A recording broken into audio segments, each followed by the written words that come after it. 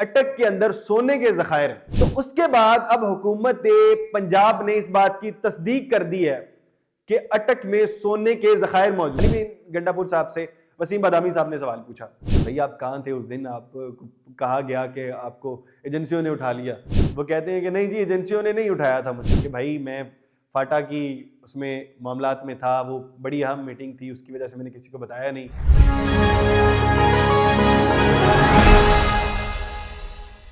السلام علیکم، آپ پاکستان خبر دیکھ رہے ہیں اور میں حمزہ جاوید ہوں۔ ناظرین، بہت عرصے سے بات کی جا رہی تھی، تقریباً 1 سال ہو گیا ہے یہ بات کی جا رہی تھی۔ پہلے ایک شخص نے دعویٰ کیا تھا کہ اٹک کے اندر سونے کے ذخائر ہیں اور لوگ وہاں سے نکال رہے ہیں۔ بہت سے لوگوں نے دعوے کیے تھے، لیکن ایک بڑا پرومیننٹ دعویٰ ہوا تھا۔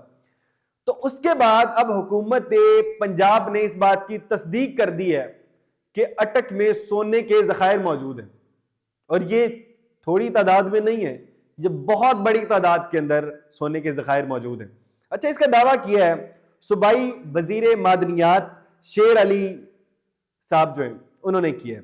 اچھا، بہرحال انہوں نے کہا کہ دریائے کابل اور دریائے سندھ کے سنگم کے مقام پر جہاں پر یہ ملتے ہیں وہاں پر یہ سونے کے ذخائر ہیں، اور دعویٰ کیا جا رہا ہے کہ اندازے کے مطابق 28 لاکھ تولہ تقریباً وہاں پر سونا ہو سکتا ہے۔ اندازہ لگایا جاتا ہے اس اندازے کے مطابق 28 لاکھ تولہ سونا وہاں پر موجود ہے۔ بہرحال ہمارا قرض تو اتنا زیادہ ہے کہ ہم تشبیہ نہیں دے سکتے کہ ہمارا قرض کم ہو جائے گا اور یہ وہ، لیکن یہ تقریباً بھی کوئی 800 ارب کے قریب کا کوئی معاملہ بنے گا۔ اور اب حکومت اس کو، کیونکہ ہم نہیں نکال سکتے ہیں، ہمارے پاس مشینریاں نہیں ہیں، پہلے بھی کہیں پر ہمارے سونے کے ذخائر نکلے ہوئے ہیں لیکن ہم خود نہیں نکال سکتے ہیں، تو وہاں پر بھی ابھی شکایات، کل پشاور ہائی کورٹ میں غالباً درخواست وہاں پر دی گئی ہے کہ وہاں سے آپ وہ سونا نکال رہے ہیں تو کچھ ایسے کیمیکلز ہیں اس کی وجہ سے پانی خراب ہو رہا ہے، زہریلا پانی ہو رہا ہے۔ تو بہرحال اب یہ بھی اسی طرح سے نیلامی میں چلا جائے گا، نیلامی ہوگی اور حکومت پنجاب کو یہ سونا مل جائے گا۔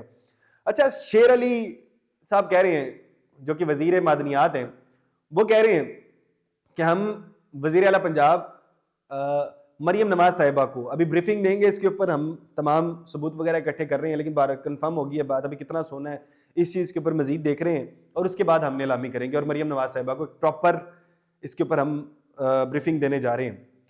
تو بہرحال یہ اچھی خبر ہے ہمارے خصوصاً پاکستانیوں کے لیے، کیونکہ پنجاب کے لیے زیادہ اچھی بات ہے کہ اگر یہ سونا ملتا ہے۔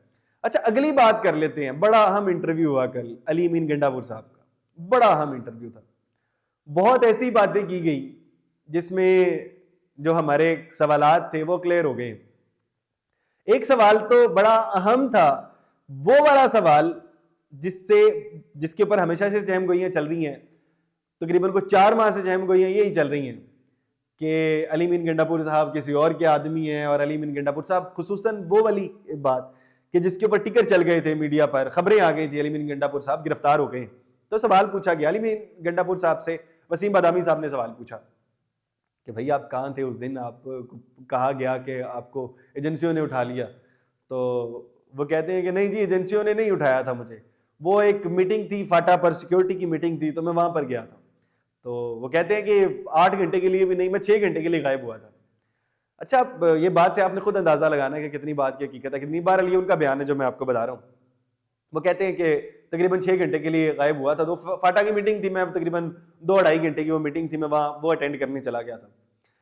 اچھا، اب وہ کہتے ہیں کہ وسیم بادامی صاحب کہتے ہیں کہ آپ نے کسی کو بتا دینا تھا، چہم گوئیاں شروع ہوگی، جگہ جگہ پر بات چل گئی، آپ کے لوگ کہتے ہیں کہ بھائی ایجنسیوں نے اٹھا لیا، تو آپ کم سے کم اپنے لوگوں کو تو بتا کے جائیں۔ وہ کہتے ہیں نہیں، اپنے لوگوں کو نہیں بتایا میں نے، کیونکہ اس کی وجوہات ہے، فاٹا بڑی اہم وہ ہے، اور اس کے علاوہ مجھے خطرات ہیں، سیکیورٹی خدشات، اس کی وجہ سے۔ انہوں نے کہا کہ آپ اپنے کم سے کم اسکواڈ کو بتا دیتے، اپنے بھائی کو بتا دیتے، کسی کو تو بتا دیتے۔ تو انہوں نے بہرحال ویل لیفٹ کیا اس سوال کو، اور انہوں نے بڑے ہی آسانی سے نکلنے کی کوشش کی کہ بھائی میں فاٹا کی اس میں معاملات میں تھا، وہ بڑی اہم میٹنگ تھی، اس کی وجہ سے میں نے کسی کو بتایا نہیں۔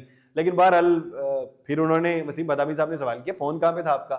فون کر کے کسی کو میسج کر دیتے، کال کر دیتے۔ تو اس کے اوپر کہتے ہیں کہ وہ میں نے کال اس لیے نہیں کی، میں فون زیادہ تر اپنے پاس کیری نہیں کرتا، اور آج کل آپ فون کسی کو دے دیں تو وہ ساتھ ہی ابھی سافٹ ویئر کے تھرو سارا آپ کا ڈیٹا نکال لیتے ہیں، تو میں اپنا فون گاڑی میں رکھتا ہوں، تو فون میرا گاڑی میں تھا۔ تو انہوں نے کہا کہ اچھا، تو پھر کہتے ہیں کہ میں نے پھر بعد میں جب میٹنگ ختم ہوئی اس کے بعد میں نے فون اٹھایا اور فون اٹھا کے میں نے لوگوں سے رابطہ کرنا شروع کیا. جب میں نے ٹی وی کے اوپر خبریں دیکھنا شروع کی یا وہ گرفتاریاں ہو گئی اور اس کے اوپر پھر میں نے کال کرنا شروع کی.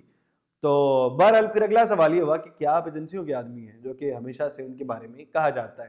تو کہتے ہیں نہیں میں ایجنسیوں کا آدمی نہیں ہوں, میں نے تو کوئی پارٹی کے لیے بڑی قربانیاں دی ہیں. شیر افضل مروت صاحب کی بات ہو گئی, انہوں نے کہا کہ بڑی پارٹی کے لیے قربانیاں دی ہیں.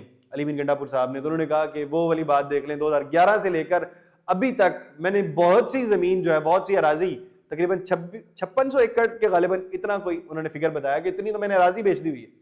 5600 کنال غالباً, کہتے اتنی اراضی میں نے بیچ دی ہوئی ہے. بہت بڑی بڑی باتیں کرتی ہیں, لیکن بہرحال فیصلہ آپ نے کرنا ہے کہ تمام باتیں کس حد تک آپ کو درست لگتی ہیں. اس کے اوپر مزید سوالات ہو سکتے تھے, ایک لمبی بات کو کھینچا جا سکتا تھا.